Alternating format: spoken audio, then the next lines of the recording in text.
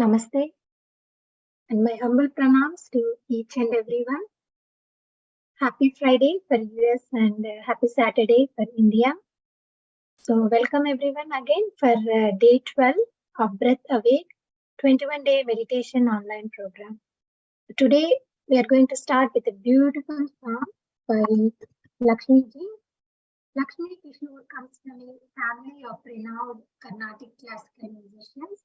She has performed in several concerts and has been teaching Carnatic for over 15 years. Welcome, Lakshmi ji. Over to you.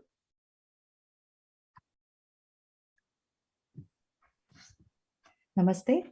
Today I will be singing a Kriti, Purandardasa Kriti, dedicated to Goddess Saraswati.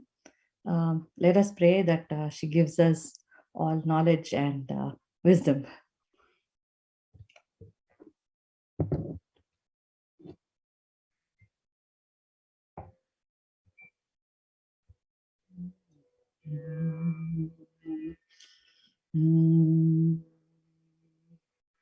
Saraswati Namastubhyam Varade Kamarupini Vidyarambham Karishyami सिद्धिर्भवतु मे सदा।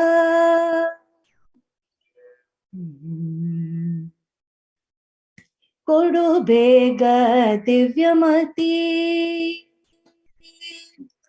कोडु बेग दिव्यमति सरस्वती, कोडु बेग दिव्यमति सरस्वती, कोडु बेग दिव्यमति सरस्वती, कोडु बेग दिव्यमति।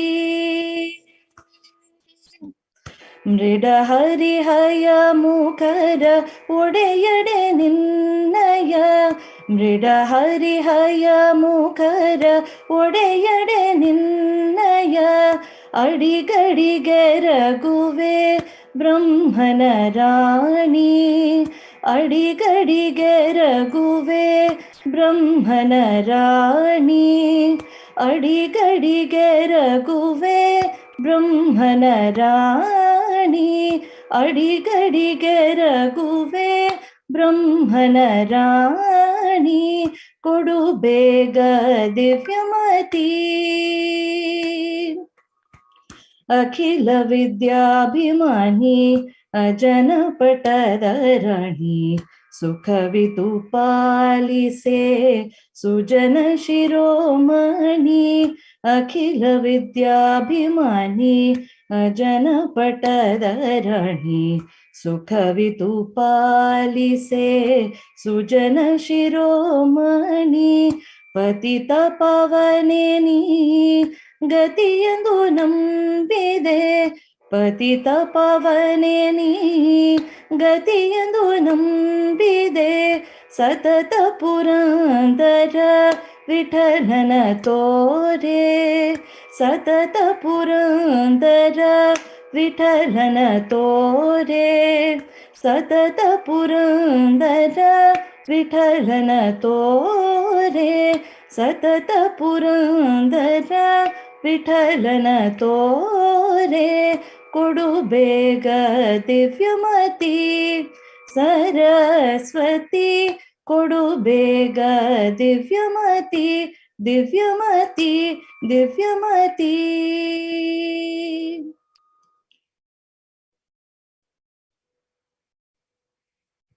Thank you, Lakshmi ji. That was beautiful, beautiful song. And seeing everyone was smiling. Thank you very much.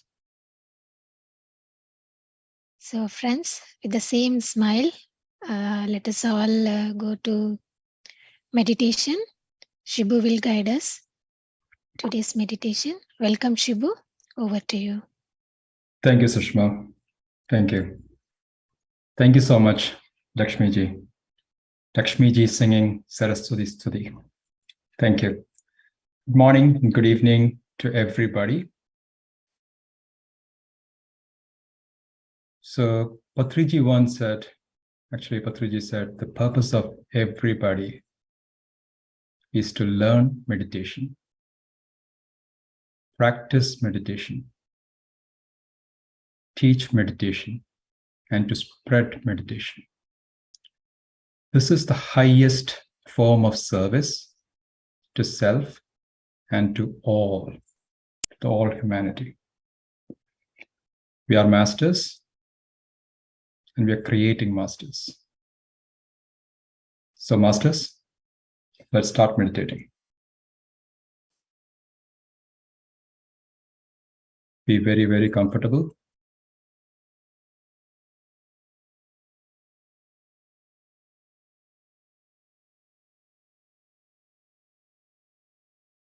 You all know the procedure. If you're wearing glasses, please take them off because you're going to close the eyes. Be very, very comfortable. Close your eyes.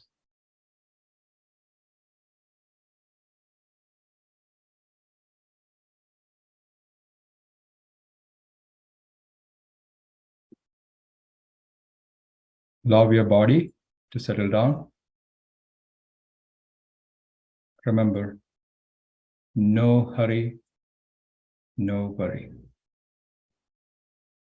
Please take your time. Relax.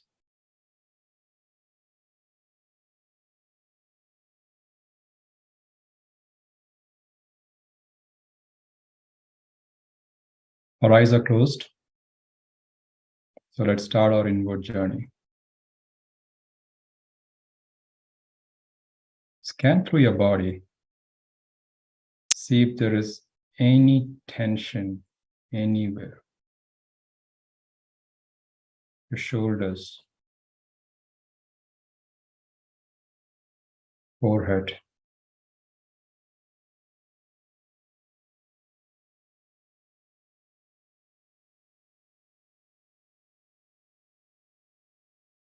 see if there is any tension anywhere. Relax. Relax more and more.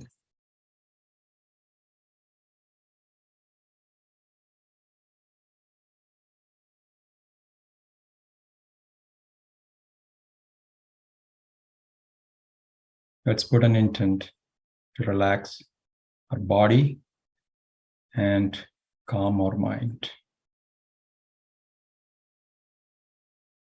There is nothing to be done right now. Everything else can wait.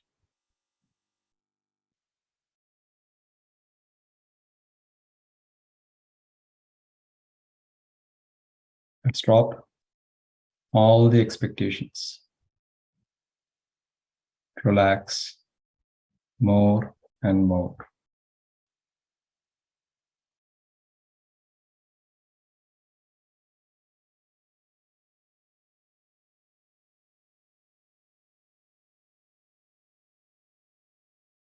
Now, bring your attention to your normal, natural breath.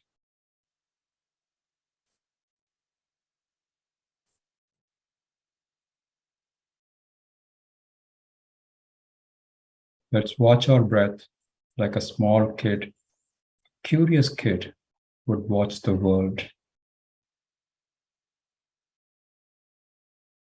Let's be with every breath, our in-breath, our out-breath.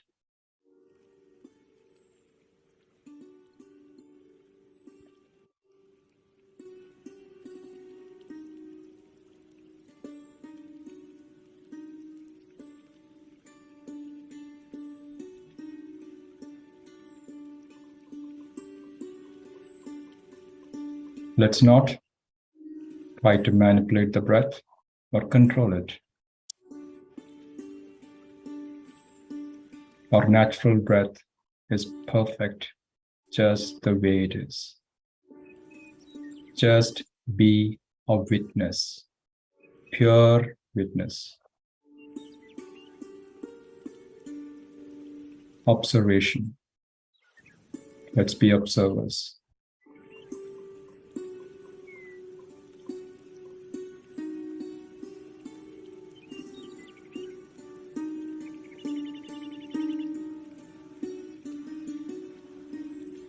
No visualizations, just be with your breath.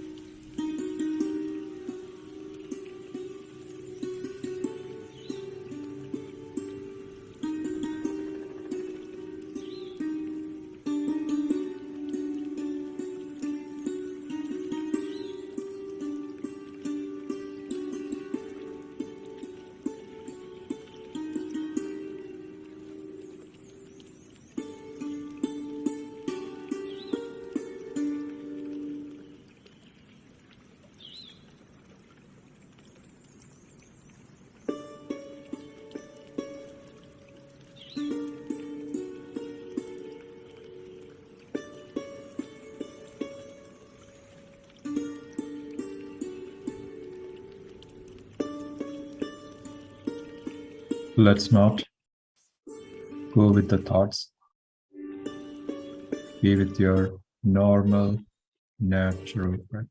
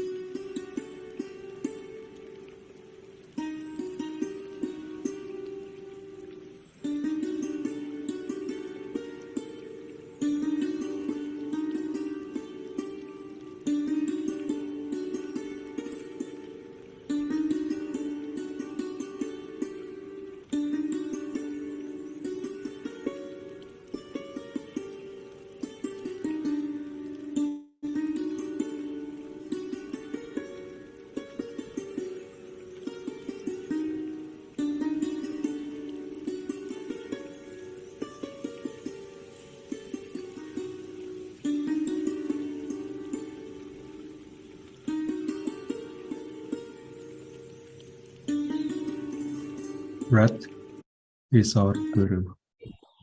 Let's be with our Guru.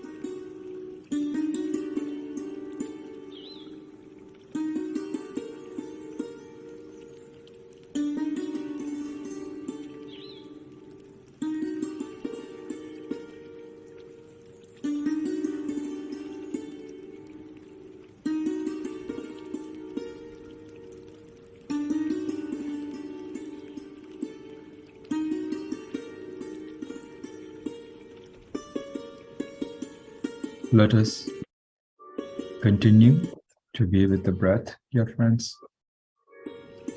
Last 10 minutes.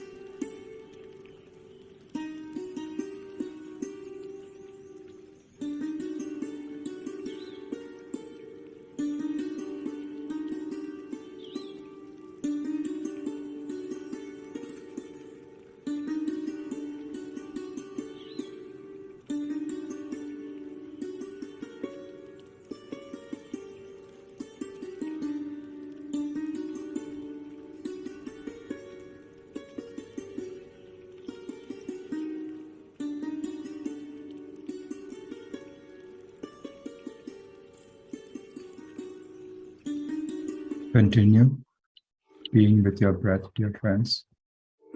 Last 2 minutes.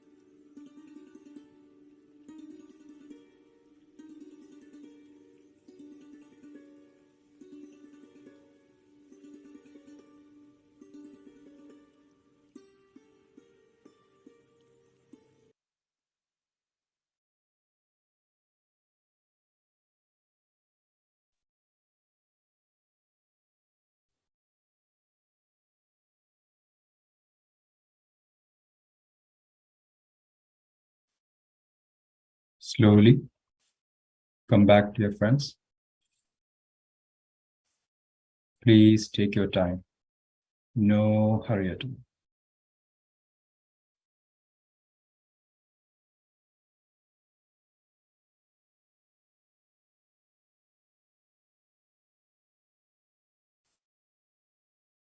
Whenever you're ready, slowly unclasp your fingers. Place it in your eyes for 5 seconds.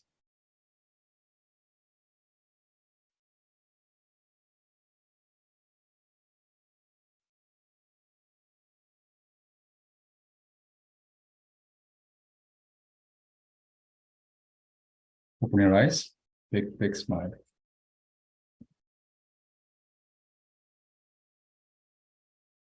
Thank you so much, dear friends.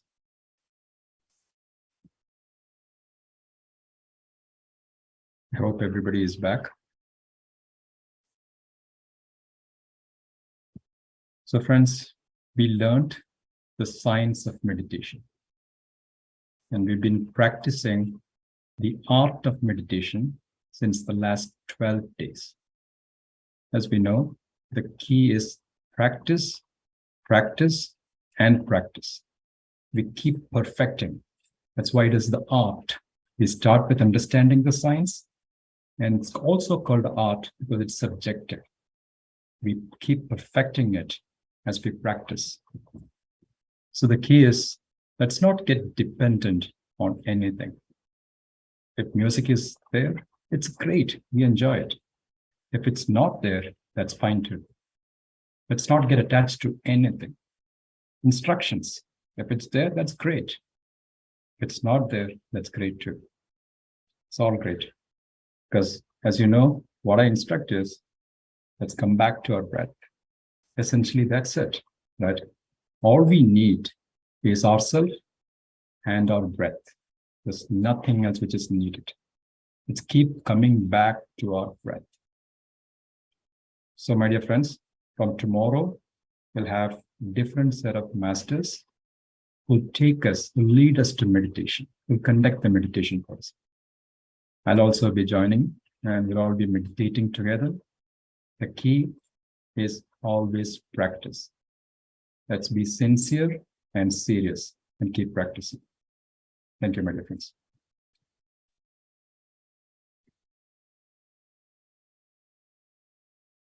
Thank you, Shivu. Thank you and gratitudes to you for the past 12 days. You are guiding us and taking us into deep meditation, awesome meditations. Each day was different experiences and each day was getting better and better. Thank you.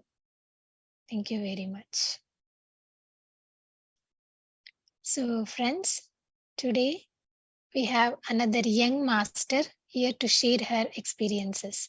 Sudiksha Maram Raju. She is a senior in high school at TAMS. She was introduced to breath meditation by his father, and since then she has been practicing regularly for last 7 months. Let us hear from her what she has to say. Welcome, Sudiksha. Over to you. Thank you so much, Auntie, for that wonderful introduction. And it's really my honor to be here. Meditation is such a simple activity with innumerable benefits. And we can learn so much just from observing the steps. The first step of meditation is to sit in a comfortable posture and close the eyes. This allows for letting go of the surroundings and indulging in your positive energy, despite the negativities around you and even within yourself. Going off this, meditation has always brought me back, even if I ever felt lost. For example, this summer, I was very caught up with research, and I was making sure to meditate for at least half an hour a day. And I felt like I was missing out on so much, especially socializing with my friends. And one day I was thinking about this feeling of loss that I had. And I went to bed. And the next morning, when I woke up for meditation, I sat for meditation, and I got a great experience. This experience, in front of me, there were 2 bowls, one with semia, just the dried up semia, and then one bowl with milk in it. And in front of me, Krishna, Lord Krishna from the Bhagavad Gita was sitting right in front of me. And I also had my friend next to me. And all of a sudden she starts saying, "What are you looking at? What are you staring at? All I see are 2 empty bowls." And then I look again, and clearly I see a Krishna in front of me, and I see 2 bowls, one with obviously the dried up semia and the other with the milk. So I decide to ignore my friend, and I take the bowls to the kitchen, and then I start cooking up the semia. But while I'm cooking up the semia, my friend starts telling me, "What are you doing? At this point, you're just throwing together a few pans and you're randomly assorting these bowls with nothing in them," right? So she's not able to see the ingredients that I'm seeing. And I decide to ignore her through this, and I'm making the semia. And then I eventually make the semia. And then I take it back to the Krishna, who is still there. And then I feed the semia to the Krishna. And with that, my experience ended that day. And after I came out of meditation, I thanked the masters because that's such a wonderful experience. And I learned that I should never feel bad about prioritizing what needs to be prioritized. And that regardless of who was there for me, I knew that the Krishna within me and inside of me will always be there for me. The next step of meditation is to focus on our breath. This allows for the incessant chatter of the mind to cease and teaches us how to choose the thoughts and choose the thoughts that are only beneficial to us. I have noticed that I am so much aware of my energy and how to properly spend it for the betterment of myself. For example, I just started reading The Secret, and because I understand that gaining knowledge from meditation is just as important as practicing meditation. And through this, I've learned that I've become a better shoulder to cry on for the people around me, because I'm able to spread the knowledge and the lessons that I've learned through meditation.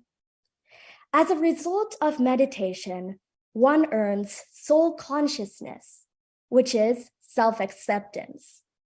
As one understands the immense capability that they have, regardless of plans going astray, because the universe always had something better planned for you.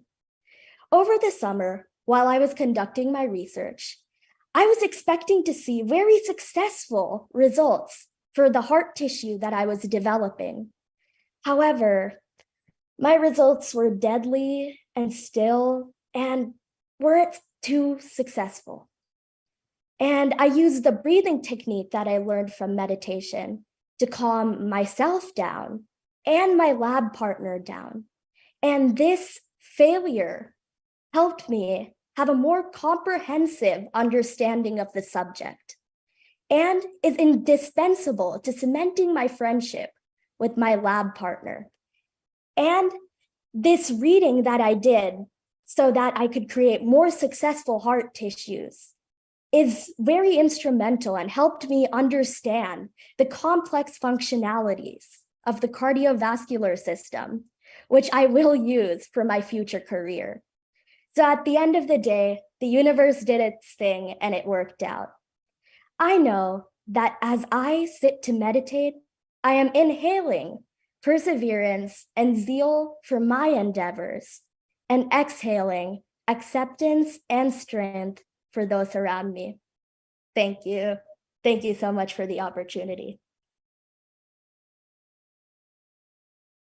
Thank you, Sudiksha. That was wonderful, wonderful sharing, especially coming from young people like you. Congratulations, you are practicing meditation every day. And thank you for sharing. It's a great message for young people who wanted to focus, without comparing, without feeling guilty, how they can prioritize. Thank you. Thank you very much. So friends, next is our wisdom sharing. So we have another amazing session from Srujana Kandala. She is from Atlanta, and she is a mother of two and working as a manager in an IT firm based in Atlanta. She was introduced to meditation in 2003. She enjoys reading spiritual books, gardening, and hiking. Her favorite subjects are law of attraction, Ho'oponopono, and gratitude. And she's taking session on Swadhyaya today. Welcome, Srujana. Over to you. Hello, Sushma. Sudiksha, that was so beautiful hearing you say, talk about it. Such a young master, so much wisdom coming from you. Thank you for being here today and sharing your experience with us. In the US, it is still 11/11/22. It is still Patriji's birthday. Patriji, we talked about Patriji yesterday, people who work closely with him, people who had a chance to see him and experience his energy and perseverance. I remember Patriji, when I say Patriji, the word that comes to my mind is Dhyana Jagat. He wanted to see a meditative and a wise universe, and he brought meditation to so many of us, enriched our lives so beautifully. Today, we have a video just to look back at the work that he has done and express our gratitude. It's just a short 3-minute video, but let's watch that and as a tribute to one of the greatest masters. Jenny, would you mind playing the video?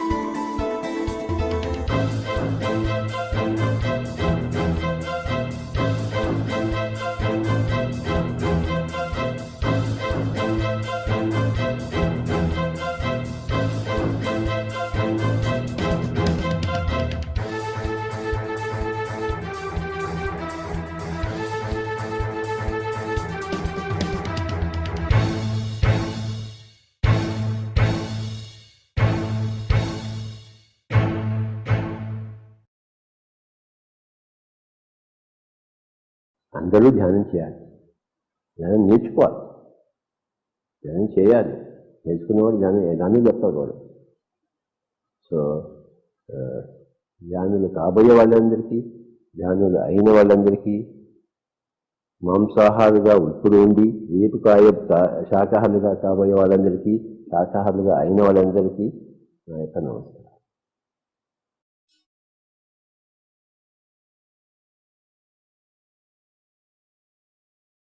Wow. What a beautiful presentation.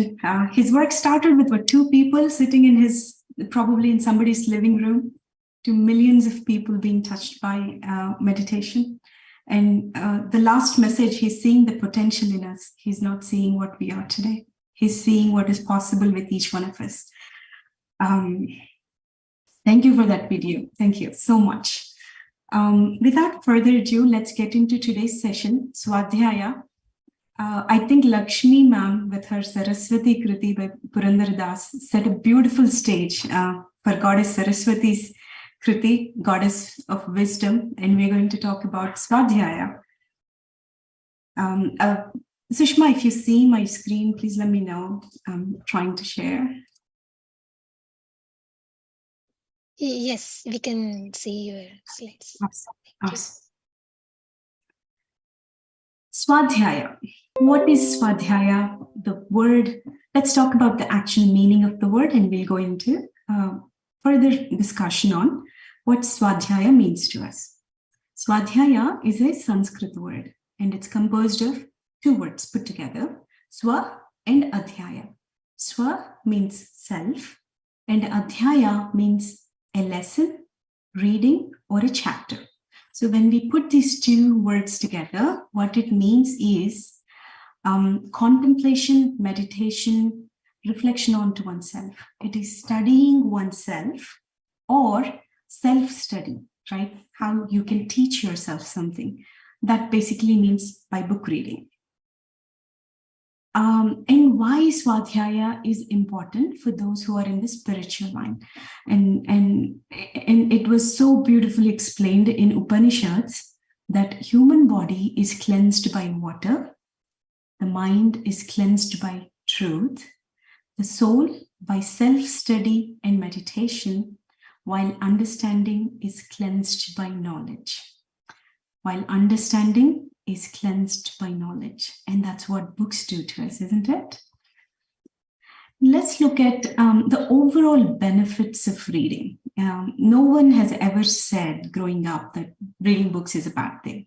We always have been told by parents and elders that reading is a great habit, and they would go above and beyond to try to bring books to children, to inculcate that habit early on, so they get the hang of reading books and learning from the books and teaching themselves something from the books. There are several scientific studies that have been done in seeing the benefit of reading, and all the points that I have on the slide are self-explanatory. It improves your empathy. As you read books, you learn to see the same situation and scenario from someone else's point of view, and it improves the memory and focus. It improves your cognitive and analytical abilities. And it is also has proven to, slow down dementia and Alzheimer's. Both of these are related to memory, the diseases that tend to be seen in elderly related to memory. Having this habit of reading books has helped reduce and slow down the dementia and Alzheimer's. It reduces stress. It increases creativity and flexibility. It enhances your expression. It helps you with different ways of saying the same thing, different choice of words, different expressions, as now you're exposed to so many different writers on how they are bringing forth what they have in their mind to the reader. And it broadens our understanding overall. So these are some very well-known benefits of reading books. But let's talk about what are some benefits of reading spiritual books. In today's session, we're going to mostly focus on the benefits of reading spiritual books. Spiritual books, when someone says spiritual book, usually people think of that as a philosophical book, or it is something that usually don't get everybody's attention, especially younger generation is not drawn to them, especially if you have never read one of the books. Then you're not drawn to pick up a book and read unless you are an avid reader, right? But as opposed to what we think of spiritual books or theories or philosophies, they're extremely practical books. These books would solve your everyday problems. It has answers to several of the situations that you and I are going through in our life. These books will help broaden our understanding, right? So these are very, very practical books that give you techniques that equip you with understanding of why something happens and the reasons for us in reacting one way or the other. And while you go through these spiritual books, and what you're doing is you're building your toolkit. You may read a book that you may not readily apply to your life today. But with that understanding, what you're doing is you're building your toolkit. You're ready with the tools. When the life presents a situation, you exactly know how to respond to that. And most importantly, the spiritual books are work of lifetime of several masters. They have spent years of research and experimentation and quest for knowledge and truth.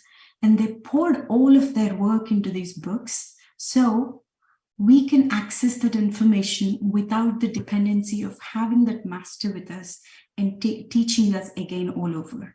So this is basically removing the dependency of being in the same time and same space to learn from another person. And yet you have access to all of the research and the life work that they have done. And you have ready access in sitting in your own living room. And with this, you don't really have to reinvent. And we would be surprised to see how many problems have been solved and how many problems have been analyzed and given a spiritual solution to address that from the point of either soul consciousness or from the point of empathy or from the point of actual healing, where we understand the big picture. And then you look at, once you have the big picture, you look at a problem and how do you solve it? Right? So you really don't need to reinvent again. And these books, what they do is they change your perception of the world. I can guarantee with each book you read, with each chapter you finish, the way you look at the world changes. It is an enormous power that's underneath, that's changing so much about you and your reactions to the universe and how you interact with the universe, how you put yourself out there and how you interpret what is going on. And this, it widens your boundaries, right? It widens your emotional boundaries. It widens your intellectual boundaries. It widens your understanding. And it's just, you look at the world differently with every book you go through. And that's great. I think I've made a very strong case that we all need to study books. And but where do we begin? You walk into a bookstore, there are thousands of books piled in, various shelves. And how do we start? How do we get started with spiritual books? Well, I think the PSSM has answered the question. Patriji is an avid reader himself. And one of the most beautiful concepts about pyramid spiritual societies is they encourage you to read all kinds of spiritual books.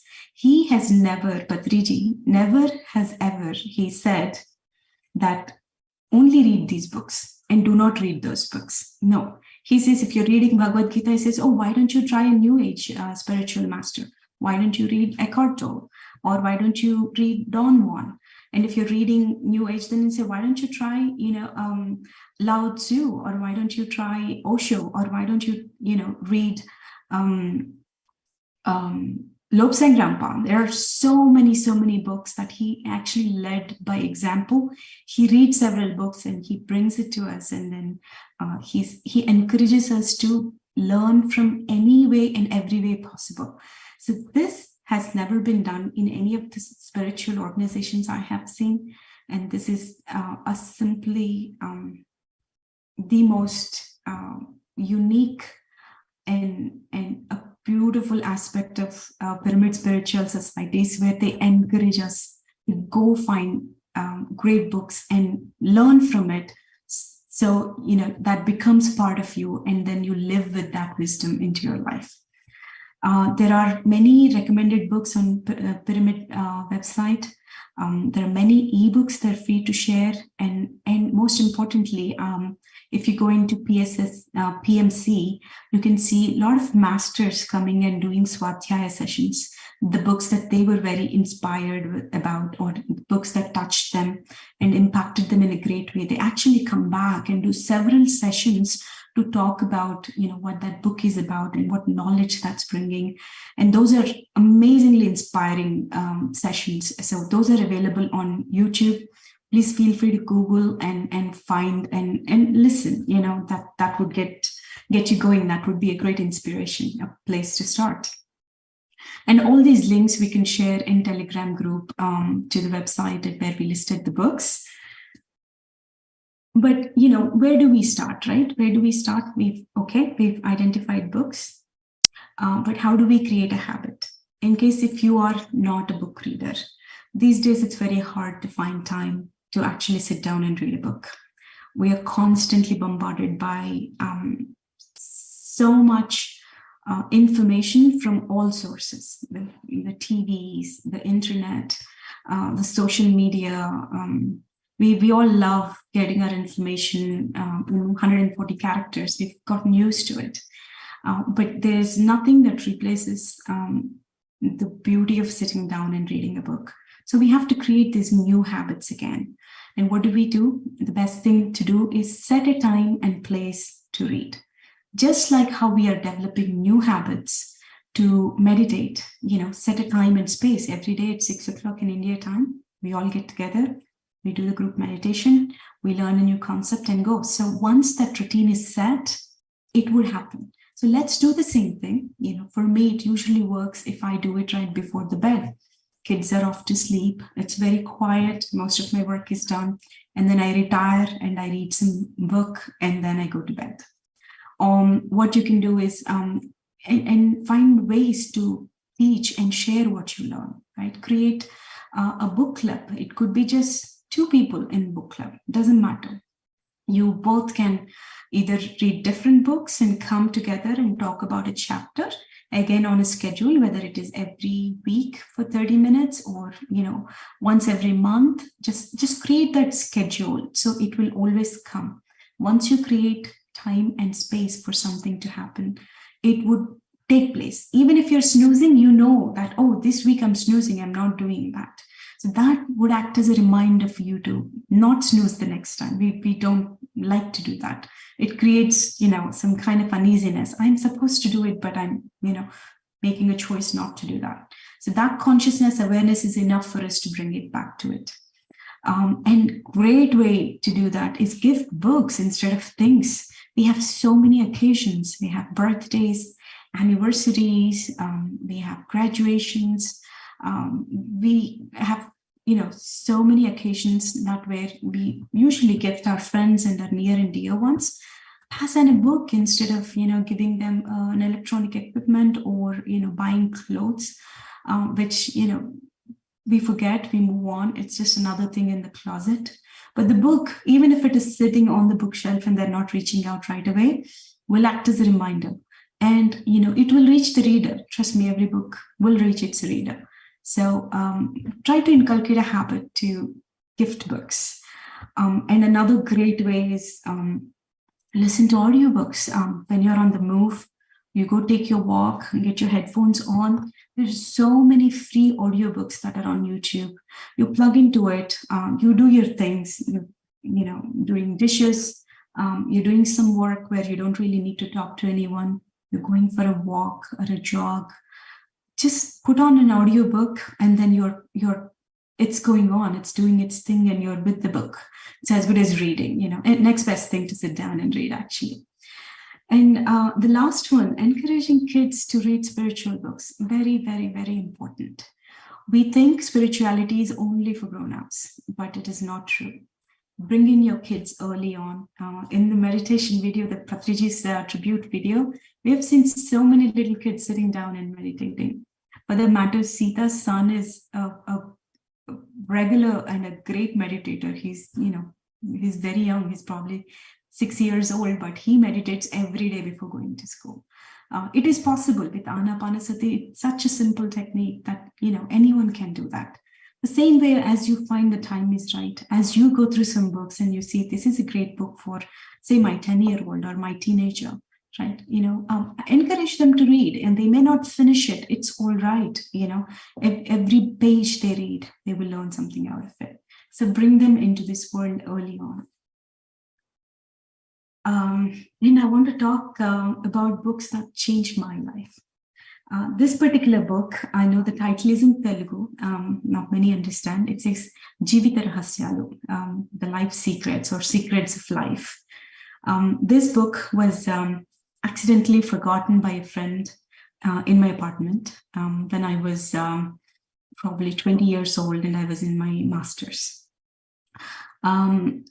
He left, and when I realized the book was left, and I randomly opened a page and then I read something, and that was shocking. I went like, what?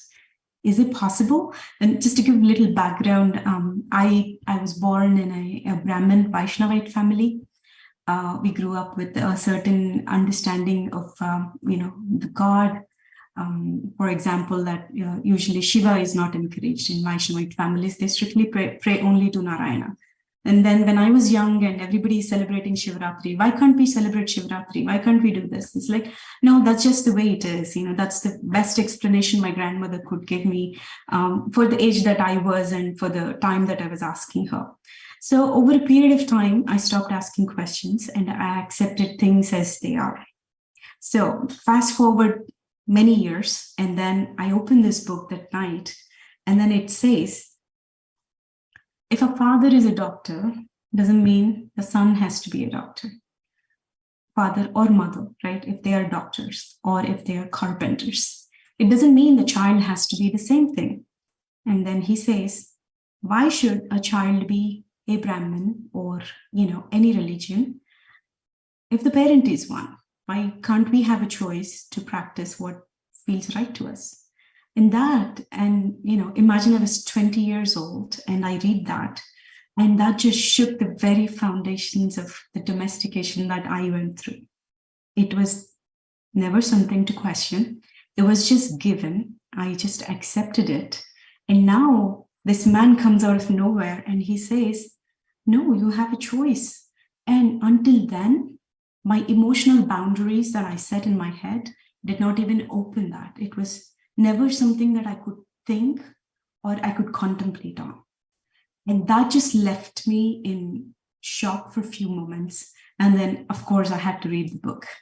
And my entry into spirituality happened with this book. So I'm extremely grateful to the friend that left the book with me, and extremely grateful for this book and that para that just shook my foundations and got me drawn into what else is there and what else I got wrong, right? That's where my curiosity started.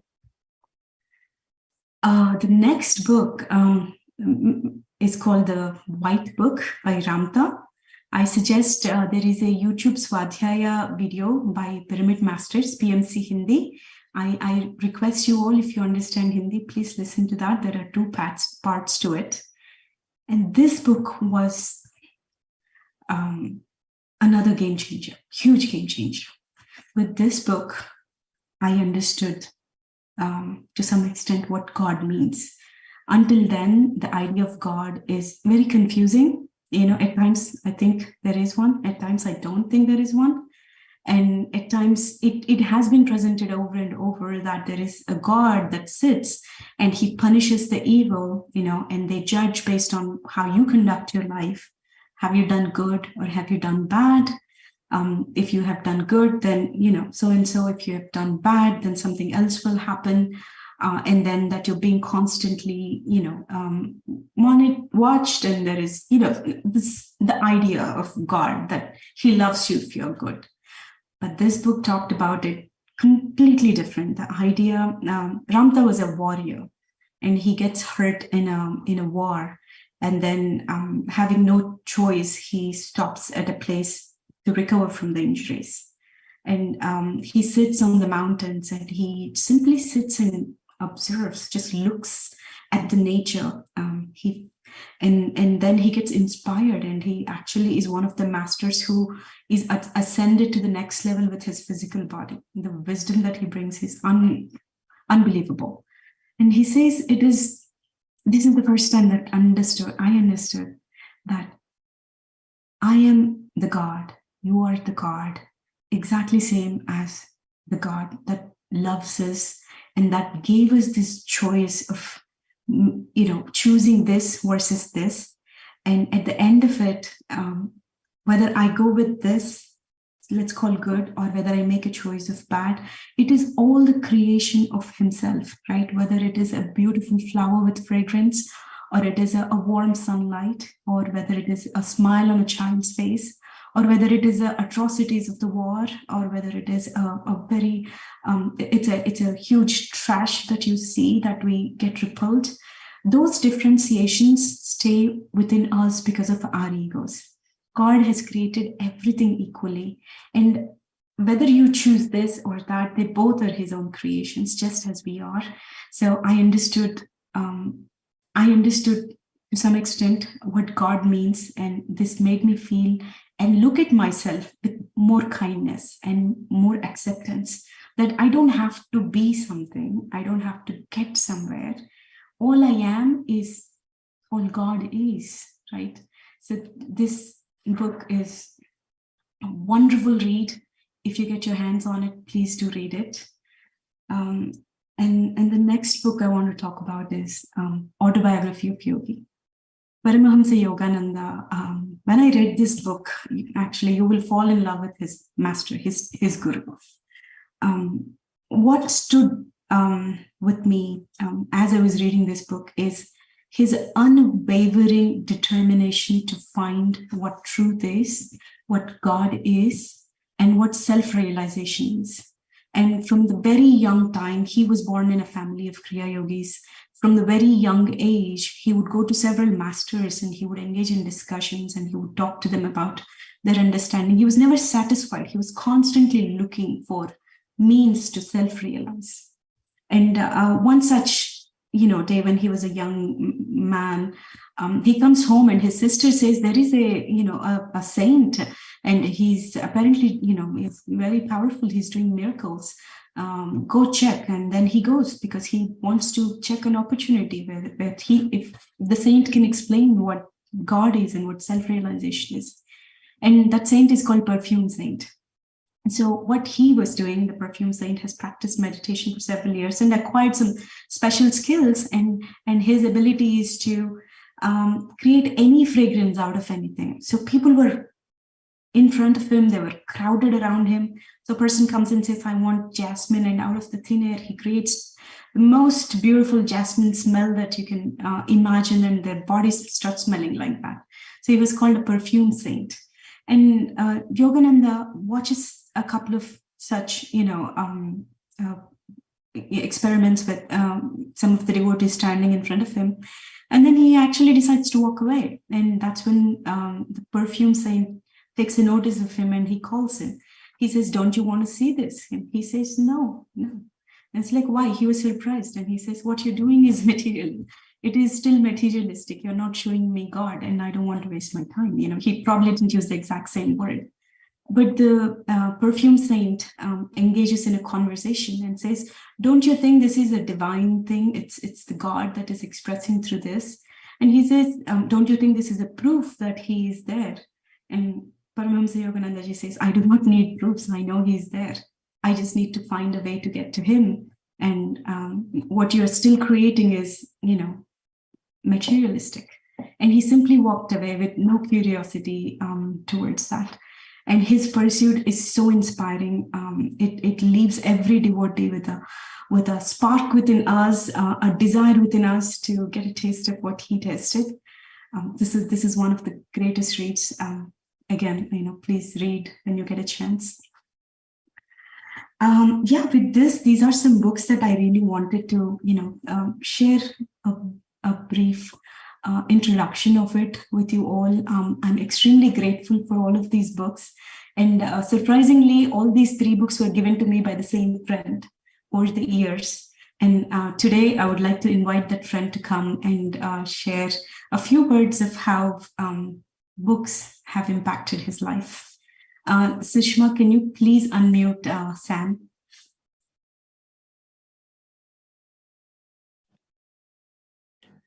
Hi, Srujana, can you hear me? Yes, Sam. Yeah, I have a poor connection, so I can't come on video, unfortunately. It'll affect the audio. Sorry about that. Beautiful and most important subject is covered today as part of these sessions, because when I was a meditator, I came into meditation. In the initial years, I didn't have the habit of reading spiritual books. I thought meditation is supposed to be practiced, and what I experience is my knowledge, and I evolve with my practice. Books will still be theoretical knowledge for me. How will they help me? That's the idea which I had. I was lazy too, though. But some of my friends forced me to read a couple of books. And as you mentioned about the book Ramtha, I mean, one thing before I talk about Ramtha, I'll say is books reignite your soul. Your soul has done a lot of practice in the past lives, and if soul wants to remind yourself a few things, most of those things come back in the form of messages from these books. The interesting thing is, like, you will never understand something which you already didn't know. Like, for example, if I know a specific language, Tamil or Telugu, whatever language, only if I know the language, then I can identify. If someone speaks, this is this language, then only I can understand. That means that language is already within me. In the same way, things that you already knew, only those things you will understand. These books will reignite your own knowledge, and they will bring you back to the track in your progress. So this one beautiful point of God that you mentioned from Ramtha. See, we always see God from the bhakti's point of view, where either you want something, you pray to him, or you're afraid of him whenever you do something wrong. But what if you come to know that God is just an ocean and you are just a drop in it? If you can't see the nature of the ocean in this drop, you can never see it in any other drops of the same ocean. So it's like, if there are no drops, there's no ocean. If there are no trees, there is no forest. The forest doesn't exist without trees. So you will have to see the forest in the trees. You will have to see the ocean in the drops, right? So first you have to see the God in yourself. And how do you see it? Is it in the physical form? No. If you see the qualities of God, do you see any God being sad or dull? No. God is always joyful. So being joyful is God. Do you see any God worried about past, burdened with future, and who doesn't make most out of the present moment? No. God is always in the now. So these are the various dimensions of God, and God is not perfect. Do you think God has evolved to a point and stopped there? No, he keeps on evolving. So the idea of perfection that we have in our mind is a limit. Everything is work in progress. God is also continuously evolving through us. So it changes everything in the mind. One book is not just reading a book, it will change you. By the time you finish the book, you're not the same person anymore. And one of the most important books that changed my life, books that I changed, that I really was changed after that book. I was no more the same. I was not thinking the same way. I was applying the book, and my life is showing that I'm living it differently already. So one such book was Eckhart Tolle's Power of Now. This book taught me that I'm not mind, I'm awareness. If I'm worried about past and future, I'm behaving like a mind, and otherwise I'm the presence, I'm the awareness. And it is so liberating to know that if you forget about past and future, and if you just live in the present moment, it's already perfect. All that you need to practice is being in the now. I mean, when you practice this one thing, there's so much of unburdening that happens in the mind. And one more book I'm always grateful to is The Bringers of the Dawn, the Pleiadian material channeled by Barbara Marcinek. And this book removed all the limitations. I understood that we always think we are only little, this much. This is how we need to live. This is the survival mode and instincts that we got used to, and we have to continue with that. For example, in that book, it is clearly mentioned that you don't have to work hard for money. You don't have to do something else that you don't like to get money. Money is a separate track. You intend for it and it will come. You continue to do what makes you joyful. I didn't know that. I thought for money you have to do something, whereas you feel like doing something else in your life. But when I tried this, I wanted to do what I wanted in my life. Trust me, I understood that this is true. So books show us a lot of possibilities, new possibilities. And a lot of changes that happen, we think that they are bad. For example, while reading the book of The Law of Attraction, Secret, if you ask for something, a big change, suppose you want a better job with a better salary, and instantly or the next day you lose your job, current job. It's like, I wanted more, but I lost what I already have. But that's how the change happens. Sometimes you need to understand how to take that positive change in that moment. Unless you leave this job, you can't get into that new job. Maybe you need a break to get back into the new job with a different mindset. So books are such a good friends, and I'm extremely, extremely thankful to Osho's books. Osho's books always question your belief system. They hit you straight and they'll ask you, you are thinking this way. Do you think your thinking is right? On what basis did you believe this? And mind opens up. And books are the best ways to open up the minds. And coming to the book, When the Shoe Fits, that's one of my most favorite books. That book tells you all you need to do is just be yourself, be natural. If you are a creation of God, don't try to do anything to become God. You just be yourself. You're already part of God. And that's it. Everything changes. Everything becomes effortless. Even spiritual progress, we think that we have to do lots of practice. No, we only have to learn through meditation how to be in the present moment by being with the breath. But after your meditation, it is, suppose 24 hours you practice 1 hour of meditation, 23 hours is the actual practice time, where you can continue and see if you have learned to be in the present moment or not. So books will help you come back into your spiritual path. Thank you so much, Srujana. Thank you all. Thank you, Sam. Thanks for the wisdom, and the books you mentioned I read, and what you told is so true. Power of Now I never understood.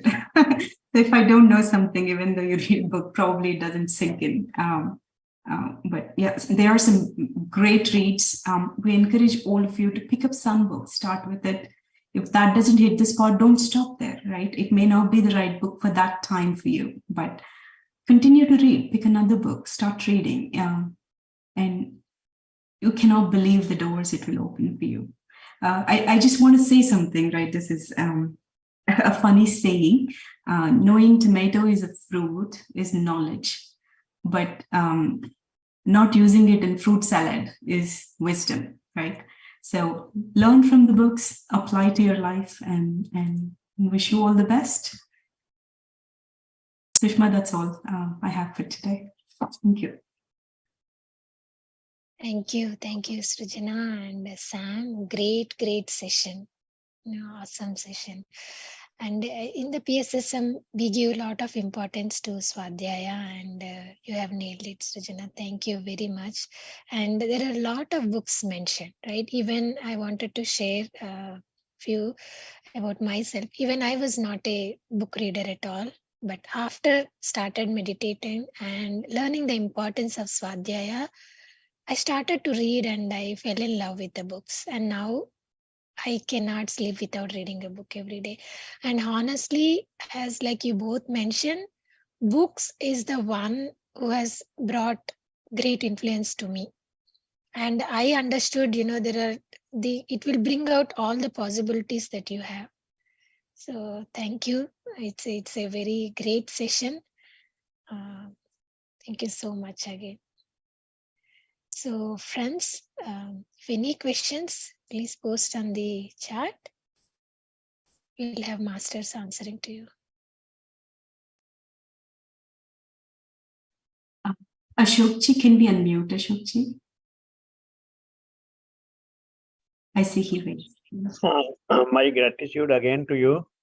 It's a very, very wisdom sharing session. Which now my problem is that the spiritual books are involved and serious books.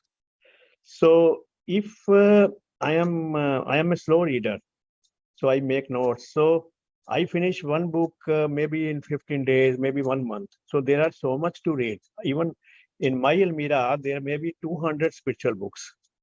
I had the habit of collecting it. So, but I have never read it. Maybe hardly 2 pages, 10 pages, like that. So how to strike a balance between understanding, because if I read it as a novel, then I don't understand it. So how to strike a balance between the speed of reading the books and accessing the book is not an issue because a lot of information is available.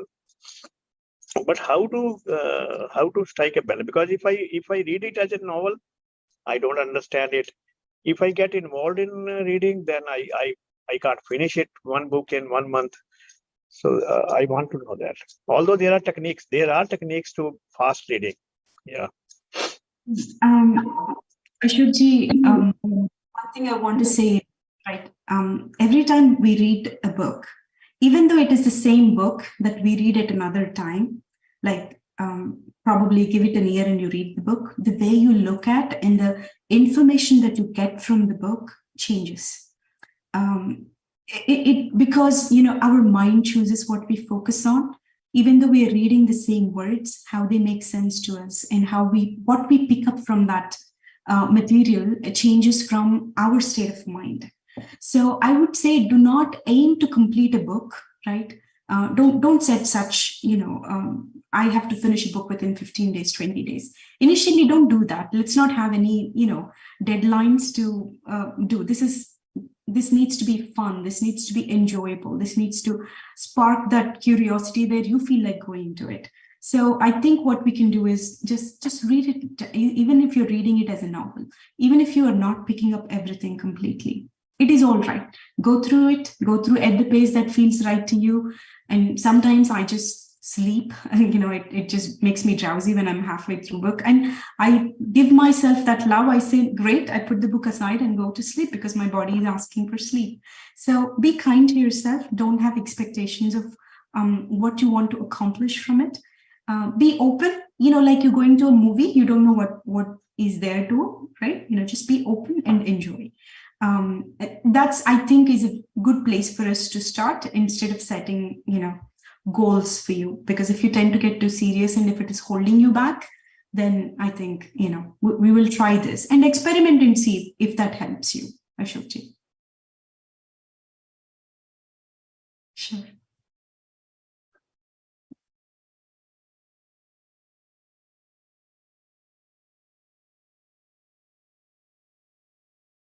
So I think there are no more questions.